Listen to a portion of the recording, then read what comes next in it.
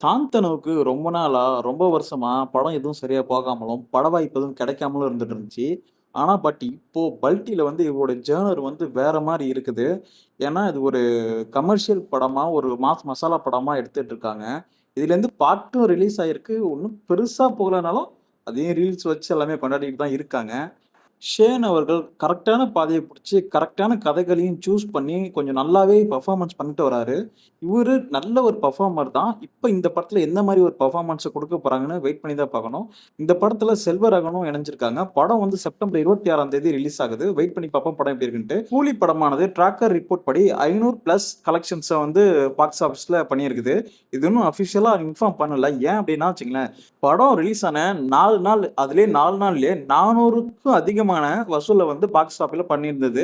ஆனா இப்போ அதாவது வந்து ஆகஸ்ட் 18ஆம் தேதி இத போட்டிருந்தாங்க.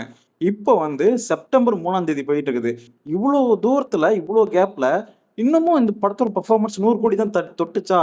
அதுக்கு 400 கோடிங்கிறது 4 நாளே கலெக்ஷன் பண்ணிடுச்சு. அடுத்த ஒரு 10, 13 நாளைக்கு 100 கோடி தான் தொட்டுச்சா? அப்படிங்கிற மாரி தான் போயிட்டு இருந்துச்சு. அதுக்கான ரீசனும் நெறைய இருக்கு. இந்த ஹாலிடேஸ்ங்கிறது வந்து 3 நாள் தான் கிடைச்சது இந்த படத்துக்கு.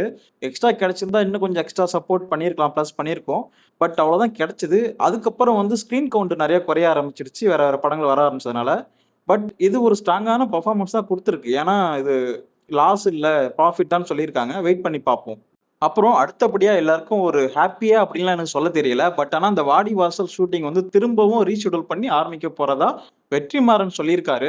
ஆ அத வந்து அஃபிஷியலா வந்து அனவுன்ஸ் பண்றேன்னு சொல்லியிருக்காரு. பார்ப்போம் எப்போ இது திரும்ப ரீஷூட் ஆரம்பிக்கிறாங்கன்ட்டு.